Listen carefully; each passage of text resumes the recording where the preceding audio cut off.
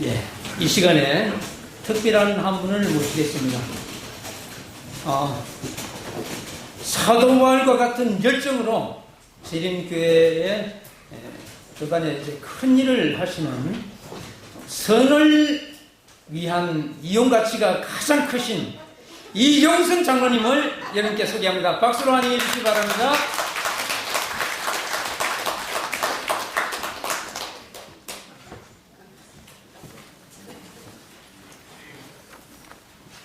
제 이름을 또 그렇게 갖다 붙일 줄은 몰랐어요.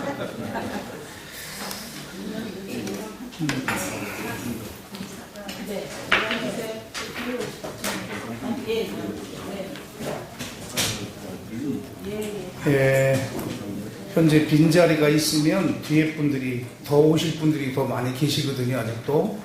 그러니까 그거 좀 채워주시기 바랍니다. 여러분 안녕하세요? 안녕하세요. 예. 요즘 안녕하냐고 묻기가 참 겁이 나는 세상입니다. 그렇죠?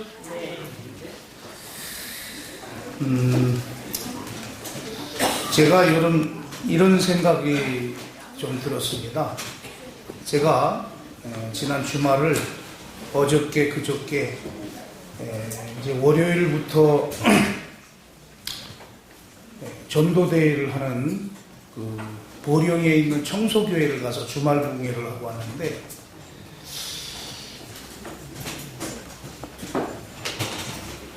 저희들이 요즘 많은 정보를, 요즘 이제 세대를 흔히 말하는 정보화 시대라고 얘기를 하지요. 그렇죠? 정보화 시대, 정말 우리는 많은 정보를 듣게 됩니다. 근데 많은 정보를 듣는데 그 정보를 통해서 우리가 즐겁고 행복해야 하는데, 요즘은 TV 자체를 틀기가 싫을 정도로, 어찌 보면 저도 언론인 출신입니다만 지나칠 정도로 한 부분만 가지고 계속 이렇게 얘기를 하니까 저도 과거에 저랬었구나라는 제 자신을 되돌아보게 되더라고요.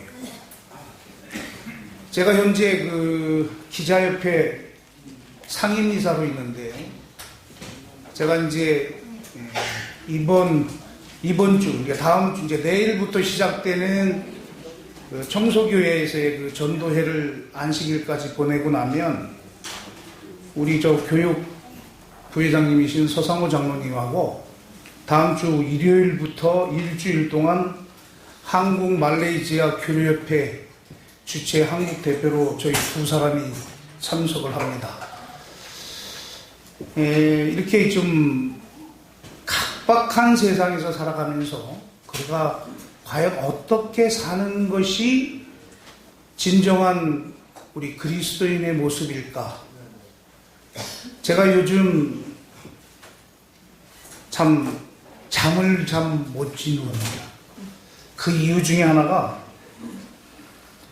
아시는 분은 아시겠지만 제가 현재 출소자 68명을 데리고 사회적 기업인 청소업을 하고 있는데, 제가 정부에 있는 모든 연수원들을 지금 청소를 하고 있어요.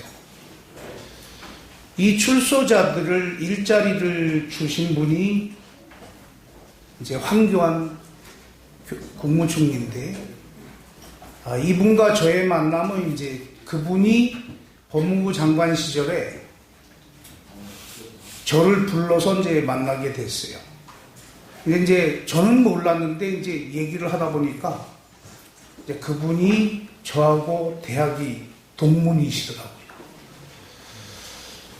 이제 저한테는 이제 후배가 되니까, 저는 5년 선배니까 저는 학교를 같이 다녀보질 않아서 몰랐는데, 이제 저하고 같은 동문인데, 참 이 출소자들에 대한 그분의 그 굉장한 관심이 많습니다.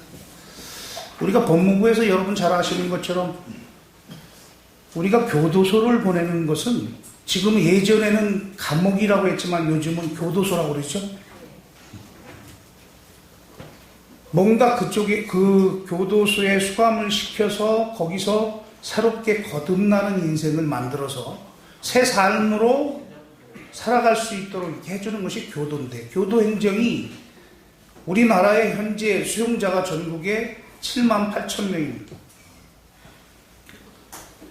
이 7만 8천 명이라는 사람을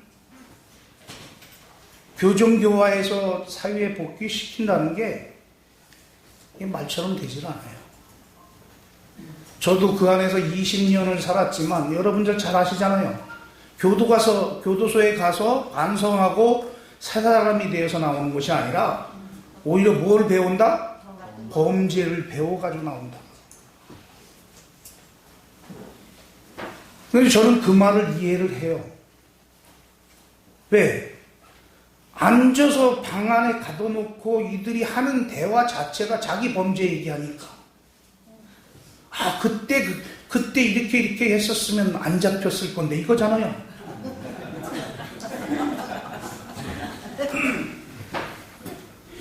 제가 이 교도소 선교를 해야겠다라고 마음먹은 것이, 제가 처음에 구속될 당시에는 기자라는 신분 때문에 미결 재판 과정에선 전 독방에서만 생활을 했어요. 근데 형이 확정이 되고 나서부터는 홍보를 같이 하는데, 이들하고 홍보를 하다 보니까 이제 그들의 생활의 모습을 아주 직관적으로 이렇게 접하게 되는 겁니다.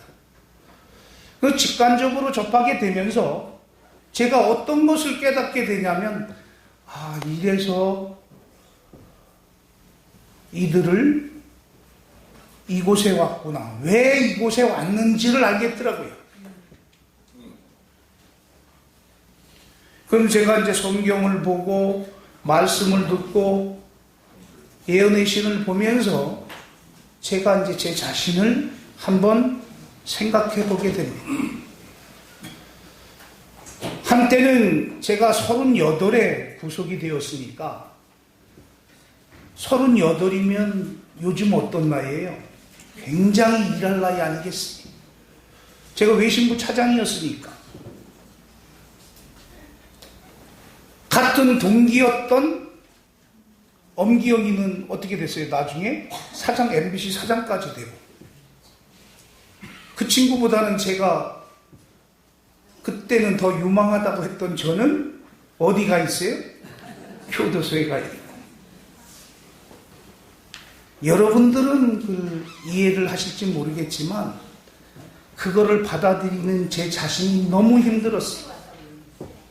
일단 제가 지은 죄에 대한 생각은 하지 않고, 친구들은 자꾸 이렇게 방송을 통해서 신문을 통해서 이렇게 나타나는 걸 보면 점점 이렇게 어떻게 돼?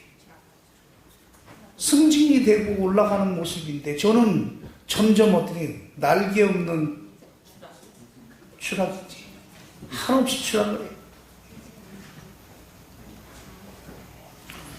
그러면서 제가 생각하게 됩니다. 제가 늘 간증하며 이야기가 뭐냐면, 어떤 말씀을 통해서 제가 하나님을 만나게 됩니다. 바로 로마서 5장 19절 말씀이에요. 이 로마서 5장 19절 말씀은 어떤 말씀이냐면, 한 사람의 순종치 아니함으로 많은 사람이 죄인된 것 같이 한 사람의 순종하심으로 많은 사람이 의인이 되리라. 여러분 아시는 것처럼 우리 성경에서 보면, 네, 같이 좀 앉으세요. 같이 좀. 일단. 이리 앉으세요. 빨리 들어오세요. 이제 앉으세요.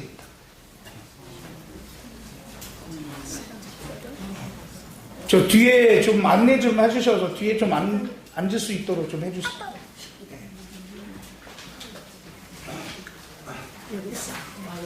우리는 아담과 하와를 통해서 원죄라는 씻을 수 없는 죄를 범하게 됩니다. 그 죄를 우리는, 선조들의 죄를 우리는 떠안고 가게 됐습니다.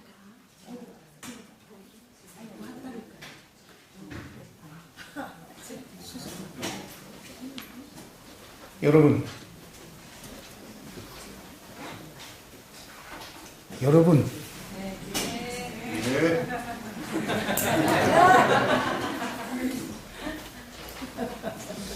저는요, 제가 지금 연세대학교에서 국문학을 가르치는 교수이기도 한데, 수업 중에 이렇게 좀 혼란스러운 강의를 안 합니다. 맞아요. 왜냐하면 제가 가져온 거는 이렇게 쭉 테이프가 있어서 이렇게 풀려나가야 하는데, 테이프가 중간에 딱 끊기면 어떻게 해? 다시 연결을 해야 하잖아요. 그럼 시간이 또 걸려요. 여러분, 우리는요, 제가 하나님을 믿게 되면서 여러분들은 하나님을 믿고 나서 무엇이 달라지셨냐요? 한번 개인적으로 제가 여쭤보고 싶지만 그럴 수 없으니까 여러분 스스로가 한번 답해 보시기 바랍니다. 여러분들께서는 하나님을 믿고 무엇이 어떻게 달라졌나요? 양심이 하나 더 생겼습니다. 예? 양심이 하나 더 생겼어요? 신앙적 양심. 아, 예. 저는 하나 더 생길 공간이 있나?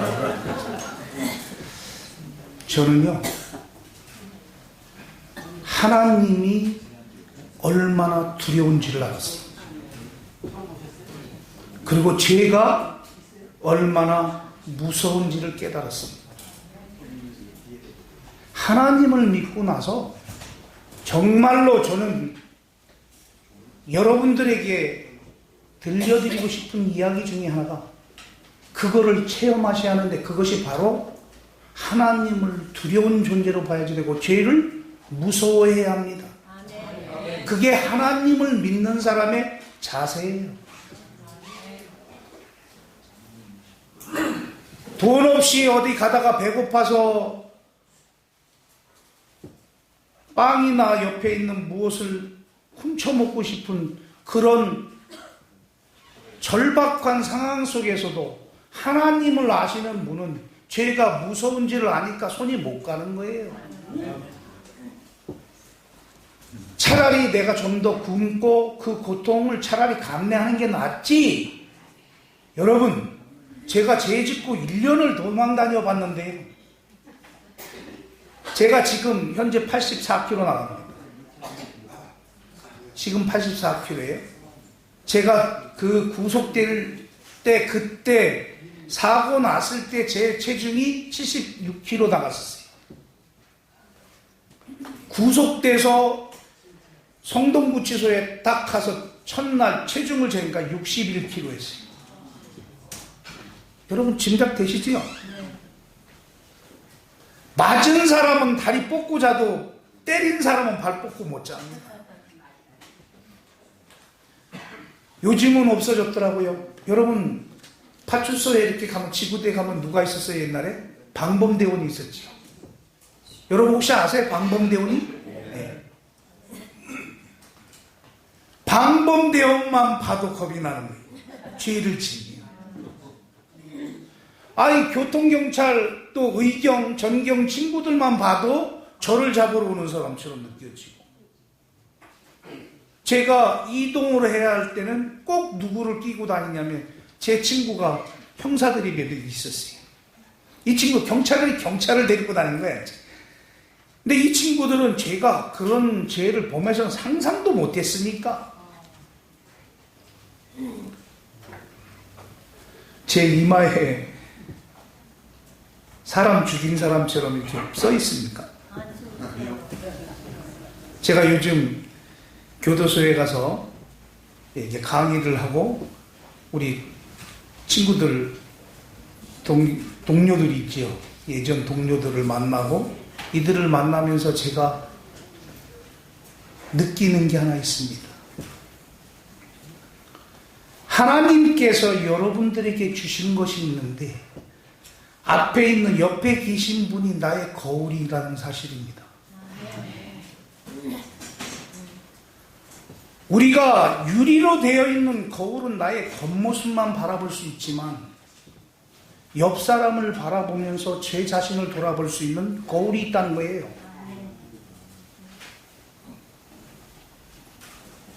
우리가 진리를 깨달았다라고 많이 얘기를 합니다. 왜 제가 재림교인이 되었냐고 많은 분들에게 여쭤보면 진리가 좋아서. 그래요? 여러분도 그렇습니까? 진리 때문에. 그러면 일요일 교회 교인들은 그 이 진리가 나빠서 거기 다니나요? 오늘 시간이 돼서 올지를 모르겠는데 대한사립, 그러니까 전국 사립중고등학교 교장협의회 회장이 제 친구인데 여기 동숭동 교회 장로예요. 일요일 교회. 저하고는 가장 친한 친구이면서 제가 학교 이렇게 청소할 수 있도록 그 친구가 사립학교 교장협의회 회장이니까 많이 연결을 시켜주는데 그 친구 보고 지금 오라고 한번 했어요. 오늘 시간이 되면 온다고 그랬어요. 그 친구가 저한테 처음 한마디가 왜 그만큼 많은 교회 중에 왜 이단 교회를 갔냐?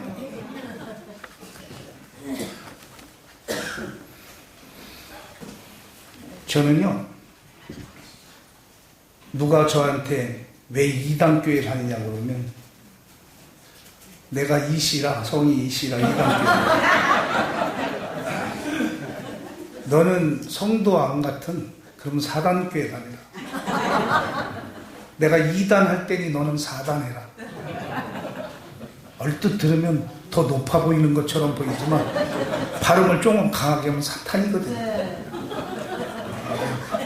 그렇죠? 여러분, 이 말이라고 하는 거는요, 이거 없어요? 뒤에 있어요. 자, 뒤에. 아, 여기.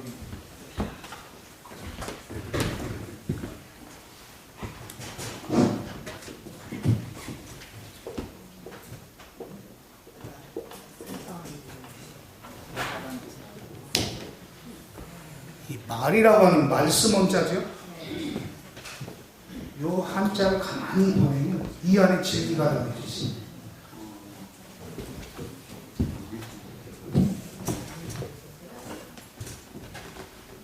한쪽으로도 치우침이 없다는, 이 말이라고 하는 게 이런 거예요.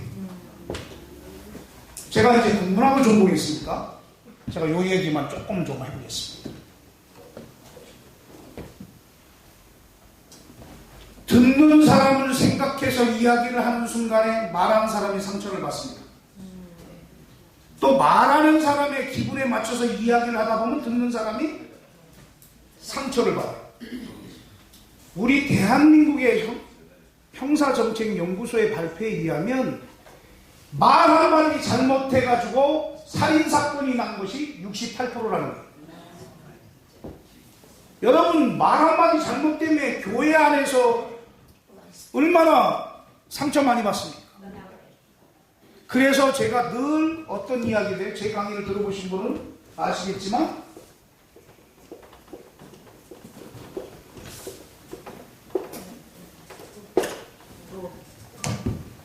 이렇게 바꾸라고 하죠. 교회 안에서는 는이나 은을 쓰지 말고 부부간에도 은이나 는을 쓰지 말고 도를 써라. 우리 와이프는요, 음식은 잘해요. 자, 뭐예요? 그 다음은 다른 거는, 자, 똑같은 말입니다. 제 와이프는, 제 아내는 음식도 잘합니다. 어때요? 다 잘한다. 돈 들어가는 거 아닌데 이 말 한마디 때문에 사람의 마음이 어떻게 훈훈해지지요? 제가 가끔 이런 생각을 해봅니다. 제가 버스 정류장에 이렇게 가서 서 있으면 외국을 많이 나가보신 분들은 잘 아시겠지만 특히 우리 가까운 우리가 적대국이라고 하는 일본에 가면요, 그들의 문화가 굉장히 우리가 배워야 할 게 많은데 그 중에 하나가 질서 문화예요. 지난번 여러분 TV나 방송을 통해서 보신 것처럼 지진이 났을 때 그들은 차를 타고 고속도로에서 같지만 그들이 이동하는 갓길, 여러분 우리나라 고속도로 갓길 누가 많이 다녀요? 예? 끼어들기 좋아하는 사람. 그렇죠? 근데 거기는 단 한 대가 없다는 거예요. 위급한 차만 가라는 거예요. 그 차는. 그 길은 갓길이라고 하는 것은 정상적인 차도가 1, 2차선이면 1, 2차선만 가라는 거야. 우리 집사님들은 안 그러시겠지만 다니다 보면 참 고속도로, 어제도 올라오면서 참 답답한 게 앞에서 가지를 않아. 1차선에서. 고속도로 1차선은 주행선이 아니에요. 추월선이에요. 추월선. 추월하고 나면 다시 2차선 들어가야지 돼요. 계속해서 1차선으로 가다가 경찰이 보면 주행 방법 위반입니다. 위반 딱지 떨어져요. 그게 우리들은 몸에 배어있지가 않다는 것이죠. 다시 말하면 의식을 안 하고 있는 거예요. 아침에 우리 집사님들, 제가 이제 시골에 같이 산다고 하면, 집사님 아침 식사하셨습니까? 아침 어디 가세요? 그러면 집사님은 아무개집 아들 뭐라고 그래요? 예의? 그래요, 안 그래요? 근데 이걸 국문학적으로 풀어보면 참 건방지네요. 어른이 식사를 안 했으면 네가 사줄 거야? 어른이 어디 가도 네가 뭔 상관이야? 왜 그런 데까지 간섭을 해? 그러니까 자, 영어는 뭐라고 그래요? 아침에 만나면 굿모닝 무슨 말이에요? 네? 좋은 아침입니다. 그래요. 좋은 아침입니다라는 말 속에는요, 여러 가지가 함축이 되어 있습니다. 제가 즐겁고 행복한 것처럼 당신도 그랬으면 좋겠다라는 것입니다. 길거리 가다가 어른을 나면 어디 가세요? 아니 어디 가는 걸 왜 묻냐고. 근데 그 인사를 받은 어르신은 아이 누구 집 아들 참 얘기 봐라.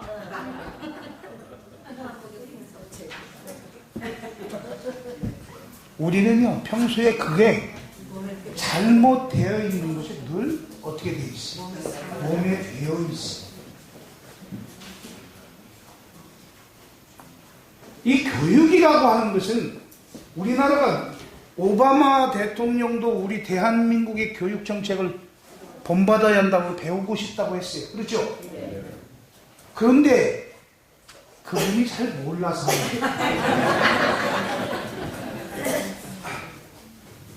저는 친구들이 이 교육계에 참 많습니다.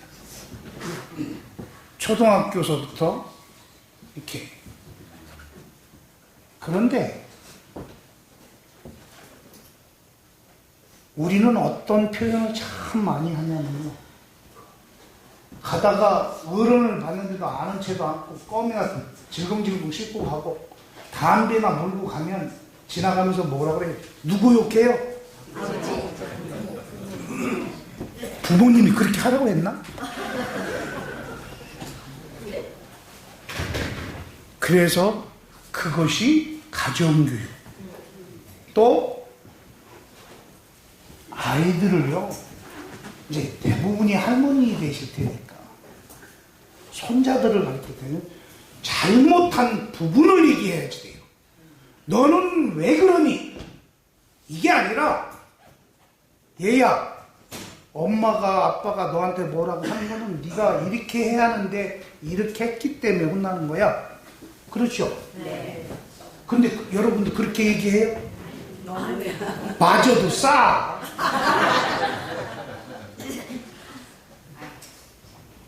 요즘 때렸다간 또 큰일 나죠. 우리 여러분 우리 연세대학교의 그 국문과 교수 중에 마광수 교수라는 사람이 있어요. 그 친구하고 제가 이제 이야기를 참 많이 합니다. 그 친구는 이 이야기를 참 많이 하지요.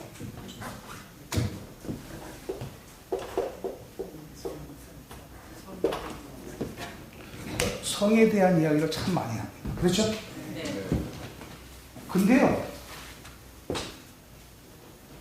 저는 어렸을 때부터 우리 아이들에게 성교육을 제대로 시켜야 한다고 생각해요.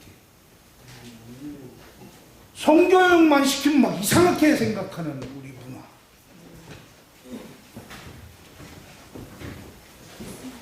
우리는, 저도 어렸을 때 우리 부모님으로부터 성교육을 받은 적은 없었어요.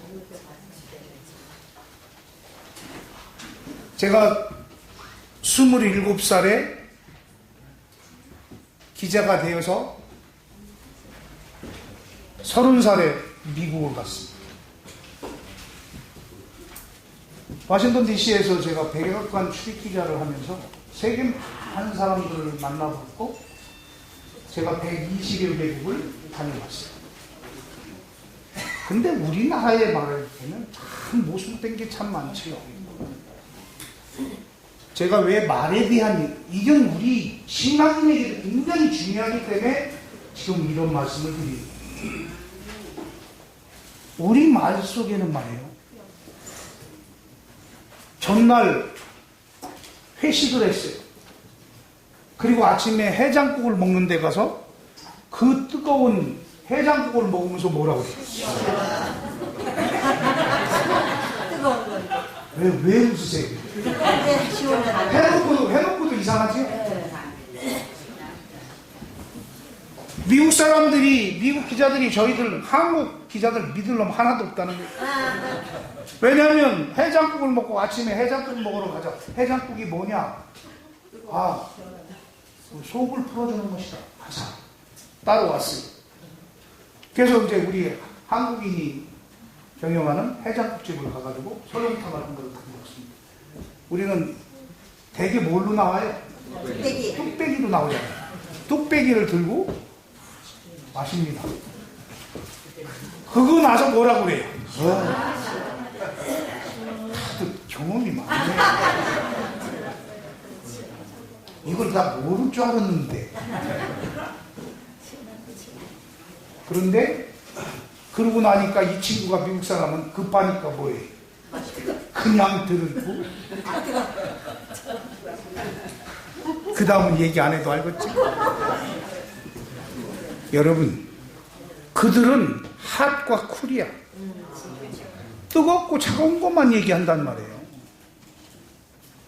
그러면 뜨거워. 근데 속은 참 시원한 느낌. 이렇게 표현을 해줘야 하는데 그 앞에 건 싹 잘라버리고 시원한 것만요. 어떻게 뜨거운 게 시원해요?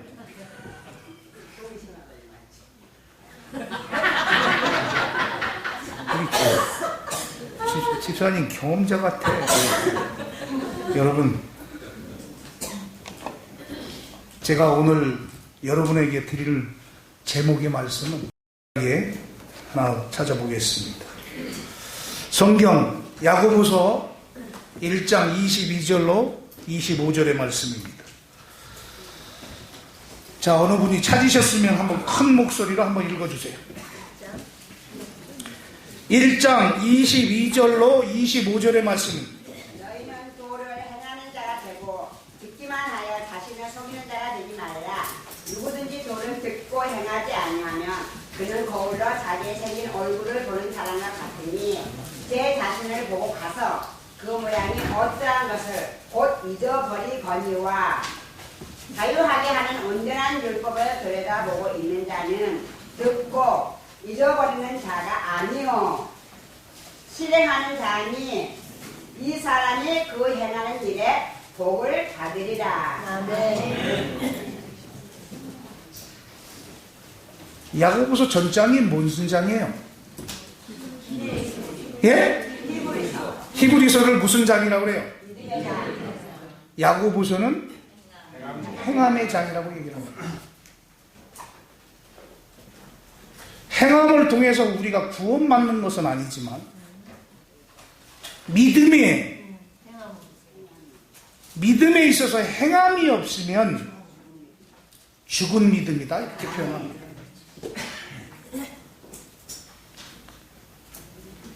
저는 오늘 이 말씀을 제목을 이렇게 붙여봤습니다. 믿음은 행동이 증명합니다.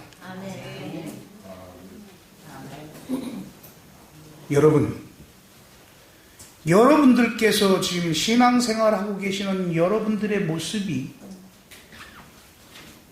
정말로 남들이 봤을 때 신앙인이라고 바라봐줄 수 있는가를 한번 체크할 필요가 있어요.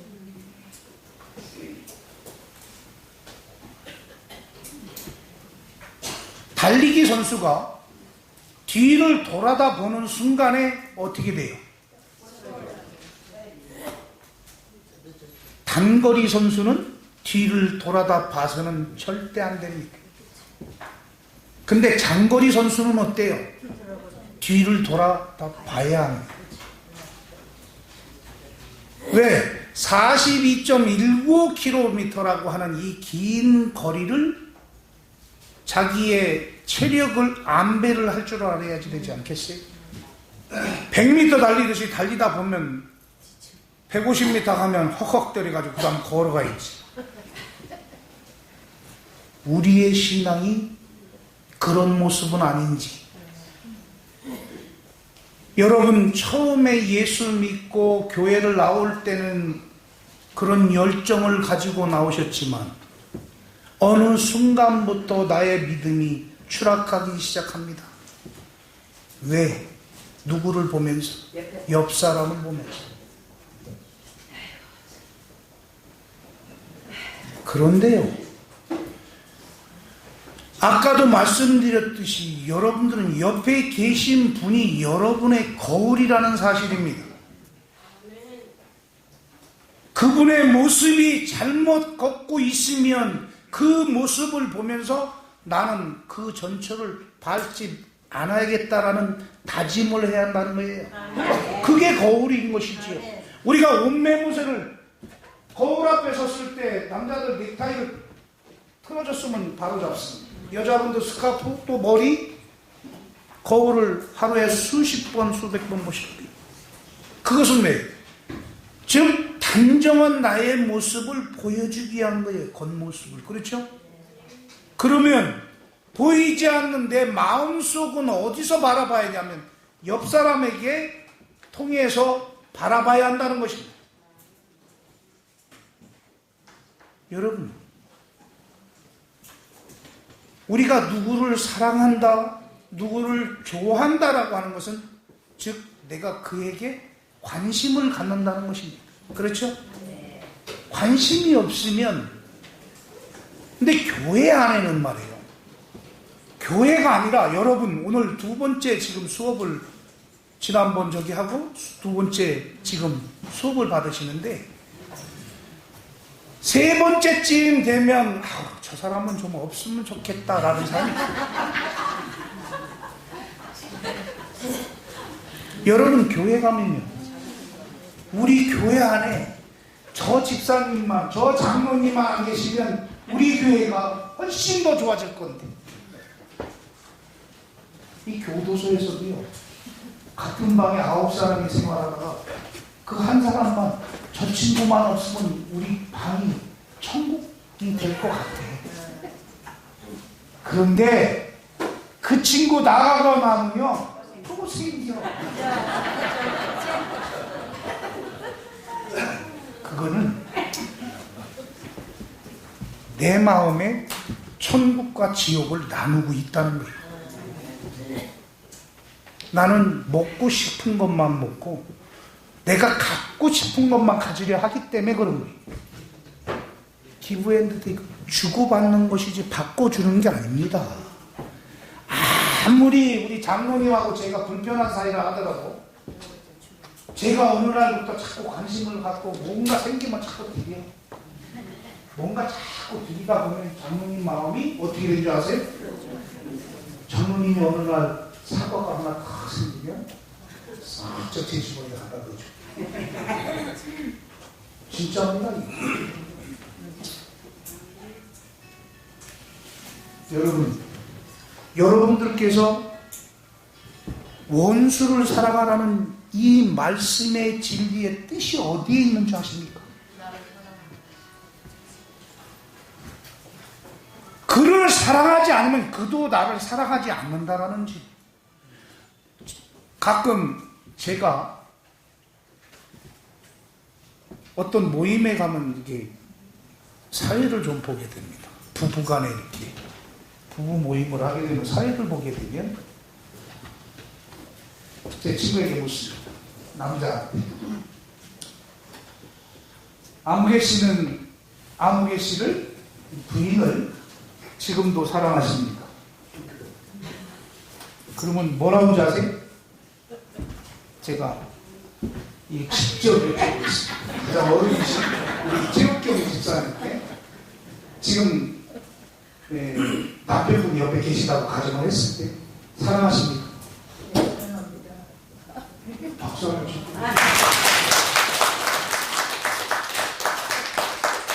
우리 집사님도 남편분을 사랑하십니까? 아니요.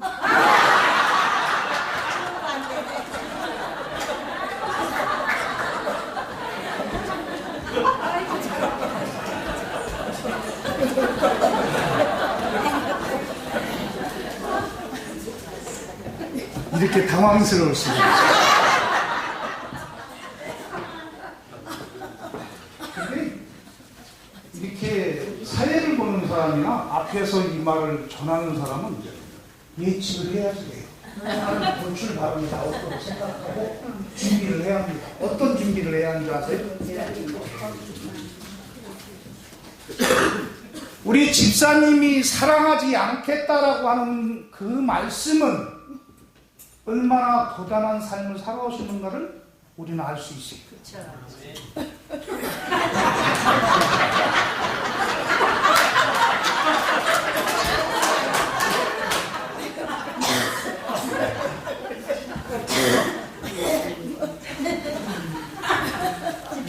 제 아내가 오늘 어디를 가가지고 오늘 처음으로 참석을 못했는데 제가 물어봅니다. 저희들이 지금 결혼한 지가 7년 됐어요. 예. 아니 그럴 수밖에 없잖아요. 20년 저 안에 들어가 있는데 누가 저를 기다려주겠어요. 물론 그때 결혼했었어요. 근데 자녀가 없었기 때문에 제가 결혼한 지 3년 만에 사고 나가지고 그 당시에는 바로 보냈어요. 보내야지요. 저하고 띠동갑인데 나이도 어렸고 그래서 보냈고 그리고서는 제가 이제 나와서 결혼을 하지 않겠다라고 예수님과 결혼한다라는 생각으로 시작을 했는데 이게 집회를 가서 이렇게 제가 이렇게 마이크를 잡고 앞에서 단단히 쓰다 보니까 제가 혼자 산다는 걸 알고 많은 집사님들이 저를 중매를 해준대요. 우리 저를 중매해 주신 분이면 한미순 집사님. 근데 저희들은요 집사님이 저를 중매를 해줘놓고도 저는 누가 반대를 했냐면 제 와이프 교회 담임 목사님이에요. 근데 그 담임 목사님은 또 저하고는 어떤 관계냐면 제가 오네시모 선교회를 교도소 안에 있을 때 만들었는데 그 후원회를 바깥에서 할 때 그 교회 담임 목사님이죠. 그러니까 저는 그게 참 지금도 이해가 안 가. 그러면 그때 내가 그거 후원해주지 말던가. 근데 내가 왜 결혼한다니까 반대를 했는지 몰라. 그래서 제가 요즘은 거꾸로 묻습니다. 제 아내에게. 근데요, 제가 예수를 안 믿었다면 굉장히 분개했을 거예요. 자존심 상하고. 그런데 예수를 믿게 되니까 그래. 보여드리지. 뭘? 제가 잘 사는 모습 보여드리면 되잖아요. 요즘은 그 목사님이 제 앞에서 고개도 못 들어요. 제가 이제 교단에서 이런저런 일을 하잖아요. 소위 연합회장님, 지회장님들하고 같이 회의도 하고 그분들하고 우리 교회 정책에 대한 이야기도 나누는 그런 위치에 있다 보니까 이제는 그분이 제 앞에 제가 예시장이나 어디서 이렇게 큰 행사장에 가면 저를 피합니다.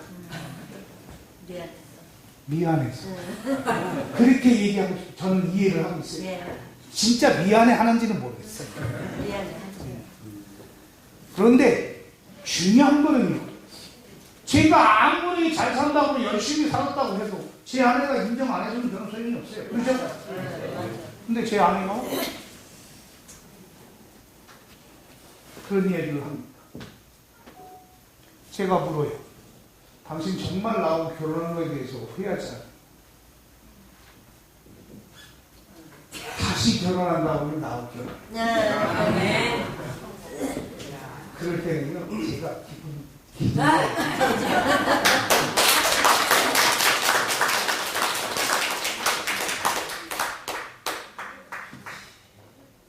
저는 이런 생각을 하면서 삽니다. 가정에는요, 어떤 가정이든지 다 문제가 있고, 크고 작은 문제가 있고, 시련이 있고, 아픔이 있고, 슬픔이 있어요. 우리는 그리스도인들은요, 성경대로 살면 돼요. 환난 가운데 기쁨과 소망을 주시는 하나님이시니까. 우리의 시련을 통해서 나의 신앙이 성장이 되고 나의 믿음이 한 단계 업된다는 사실입니다. 제가 요즘 소위 말하는 다들 힘들다고 어렵다고 하는데 저는 사람이 자꾸 이렇게 좀 번창이 됐어요. 그래서 제 안에 이제 필요한 게 뭐 있으면 얘기해요. 좋은 코트를 하나 사가요. 매년 100만 원이 넘는 코트를 사주는데도, 생일 때 사주는데도 정말 좋은 거라고. 얼마짜리인데 가서 보니까 640만 원. 당신 그거 입고 뭐하냐. 좋다, 사주겠다. 그런데 그날 저녁에 TV 뉴스를 집사람하고 보고 있었어요. 그런데 갑자기 딱 전화가 왔습니다. 제 집사람이 전화를 받고 황정민 전화네요. 고모님이가 전화가 왔어요. 그러니까 여러분들 우리 발표되기 전날입니다. 전날 선배님 제가 내일 옷을 벗는데 하시는 사업에 대해서는 제가 지시를 해놨으니까 걱정하지 마시고 동요되지 마시고 직원들한테도 그렇게 좀 전해주세요. 그래서 이제 이런저런 얘기로 한 30분 동안 대화를 나눴어요. 그 이야기를 하는데 제가 저도 사람인지라 덜컥하는 거예요. 최소한 내년 저는 2월 후년 2월 때 그 대통령 취임하기 전까지는 국무총리는 안 바뀌겠지 싶었거든요.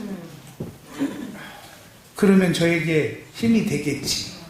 근데 이제 내일 옷 벗는다 그러니까 이게 연결시켜준 사업에 이제 막 그 사람적인 인간적인 걱정이 되는 거예요. 이것도 총리가 그만뒀다고 그만두라고 그러는 거 아닌가. 저도 이렇게 부족한 사람이에요. 사람이니까. 그리고서는 제가 그리고 제 얼굴 표정이 좀 무거워 보이니까 제 집사람이 제 손을 꼭 잡으면서 하는 얘기가 코트 사달라고 안 할게요.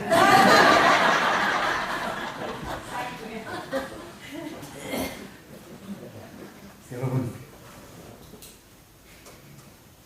이게 부부 아닌가요? 제가 좀 힘들어하는 것 같으니까 그 말 한마디가 나에게 위로가 될 줄 알고 한마디 던져줘요. 저는요, 그 내용이 중요한 게 아니라 그렇게 나를 배려를 하고 있다는 그 자체가 너무 감사한 거예요. 우리 장로님들 아침에 교회 가시고 또는 직장 가시고 어디 가실 때 네, 오늘 직장 같으면 직장 잘 다녀올 테니 당신도 집에서 편히 쉬세요. 오늘은 다른 데 저기 하지만 다른 거 신경 쓰지 말고 오늘은 푹 쉬세요. 이렇게 하고 나가시면 더 좋으련만. 꼭 뭐라고요? 저 앞에 현관 앞에 있는 이거 싹 치워 오늘. 왜 빨래를 이렇게 쌓아놓고 이거 오늘 싹 돌려? 그런 건 관여 안 해도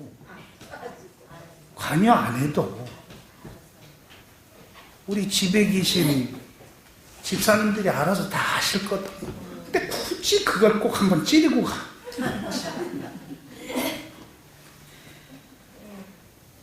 용돈을 받아 쓰는 장로님이라 할지라도 말이죠. 그 내 용돈에서 쪼개서 단 10,000원이라도 당신 평소에 물어보세요. 당신 뭐 먹고 싶어? 뭐 짜장면 먹고 싶다는 날도 있잖아요. 그렇죠? 그런 날 있죠? 왜 비 오고 좀 저기 한 날 추출한 날도 있잖아요. 그럼 오늘 비도 오는데 오늘 낮에 가서 내가 짜장면 한 걸 사 먹고 와. 10,000원 짜장면 먹지. 그럼 다음 용돈이 오를까요? 내려갈까요? 투자할지를 모른다. 하나님 사업을 하는 사람은, 하나님 일을 하는 사람은 하나님께 투자를 해야 돼요. 아멘.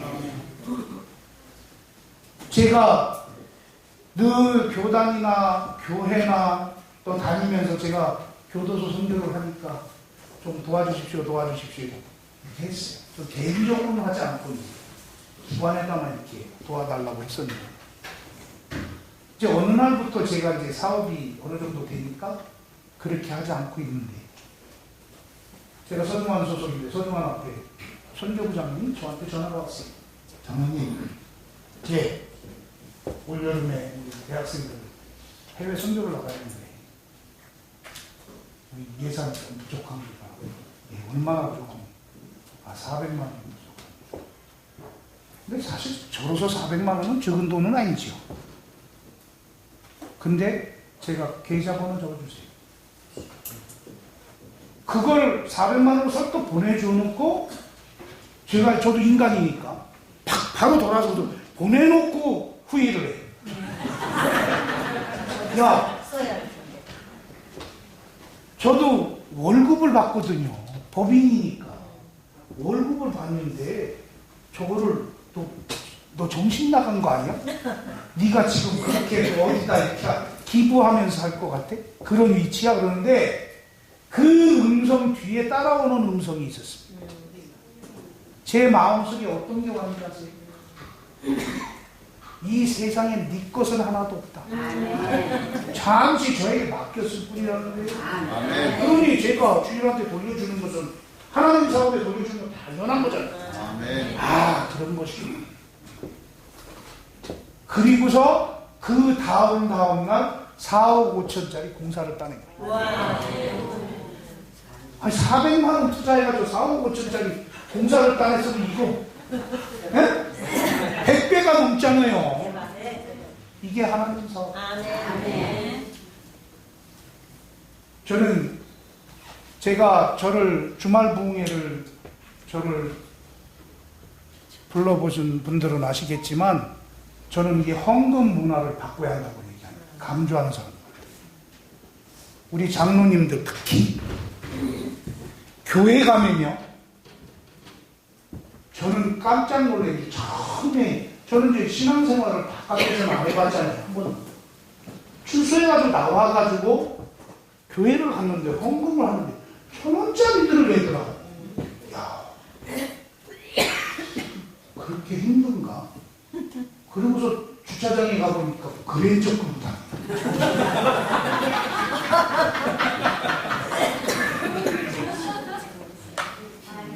여러분, 이건 무슨 일이야?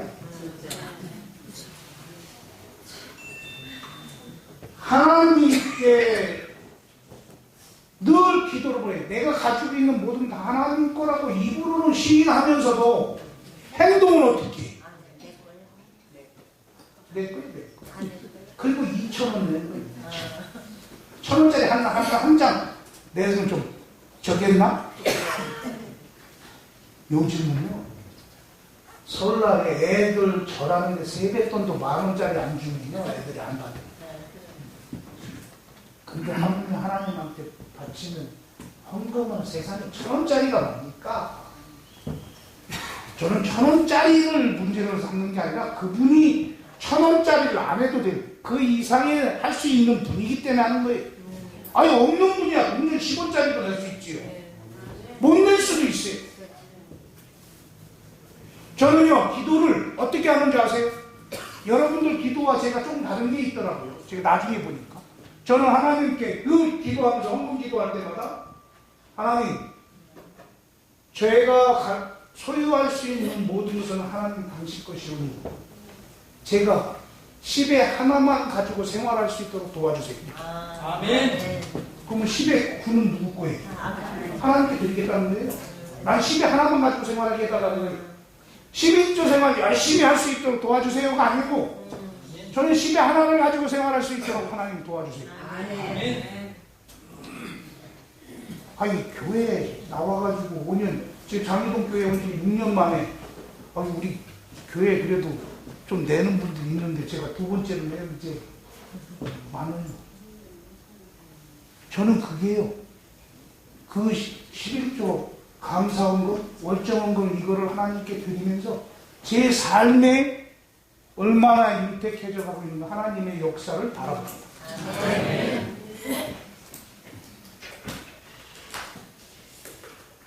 비단길을 걸어본 사람은 다음에 카페트를 가도 비단을 깝니다. 그렇죠? 네. 가마니를 깔고 살던 사람은 가마니를 교체해도 또 가마니 깝니다. 저는 이거를 우리 교회에 와서 봤습니다. 제가 오늘 믿음은 행동이 증명합니다라고 하는 이 말씀 속에 다 함축된 이야기입니다. 우리가 신앙생활하고 하나님 말씀 듣고 우리가 무엇을 깨닫고 하는 것, 그것이 중요한 것이 아니라 그 다음에 내 삶의 변화가 생겨야지요. 제가 마지막으로 이제 시간이 됐기 때문에 영상을 하나 보여드릴 건데, 이 영상은 여러분 세계에서 가장 큰 나무가 레드우드라는 나무입니다. 120m까지 자라는 나무인데, 이 나무의 특성, 여러분 이제 보시면 알지만 뿌리가 얼마나 될 것 같은 줄 아세요? 3-4m밖에 안 된다는 거예요. 그러면 이 120m의 이 나무가 태풍이나 이거에 어떻게 견디는 줄 아세요? 뿌리가 옆으로 가서 옆나무끼리 잡아요. 깊지는 않지만 옆으로 나무와 나무끼리 잡아준다는 거예요. 이것이 더불어 살아가는 모습입니다. 그래서 제가 이 영상을 보여드리고 오늘 말씀을 마치도록 하겠습니다. 이거 좀 켜주세요.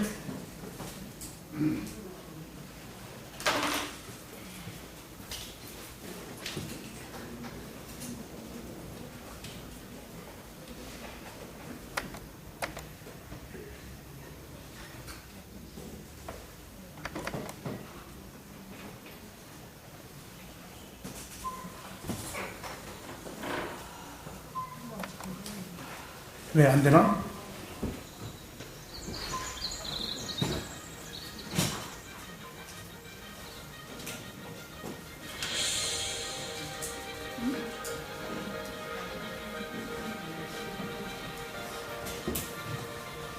얘가 또 보여주기 싫은가?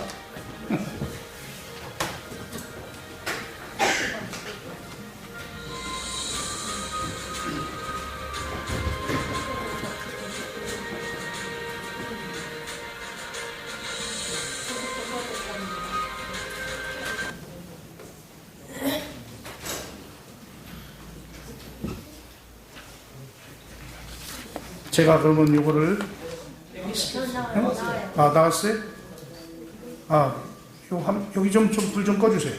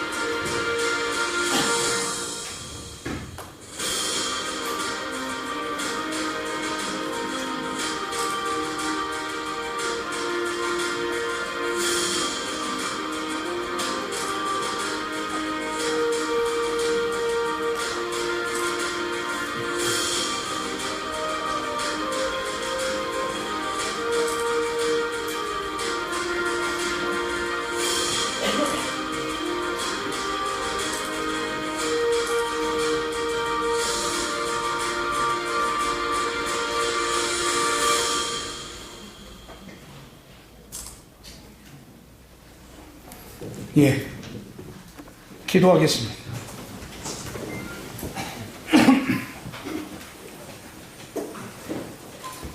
하늘에 계신 참 좋으신 우리들의 아버지 하나님, 이 아침 주님께서 저희들을 이곳으로 불러주시고 말씀을 통하여 은혜를 받게 도와주시니 감사합니다. 하나님 아버지, 저희들은 참으로 무지하고 부족하고 연약합니다. 늘 내 자신만을 생각하며 내 혼자만을 생각하며 살아온 지난날의 삶을 오늘 말씀을 통해서 깨달을 수 있도록 인도하시니 감사합니다. 하나님께서 저희들을 이 땅에 보내주시고 저희들에게 선교의 사명을 주신 것이 더불어 함께 살아가라는 하나님의 그 명령임을 저희들이 깨닫게 되었습니다. 감사 하나님, 저희들에게 믿음을 주셨사오니 그 믿음을 실천할 수 있는 저희들에게 강한 믿음을 허락하여 주시옵소서. 우리 선교 사랑학교가 정말로 이 어려운 시련 속에서 살아가는 저희들이 하나님께서 주신 그 사명을 온전히 감당해서 참으로 하나님께서 원하시는 그런 선교의 사명을 감당하는 저희 모두가 되게 도와주시옵소서. 오늘 하루의 순서를 온전히 주님께 맡겨드리오니 주님께서 홀로 영광 받아주시고 모든 순서에 함께하여 주시옵기를 우리를 죄 가운데 구원해 주신 예수님의 이름으로 간절히 기도드리옵나이다. 아멘.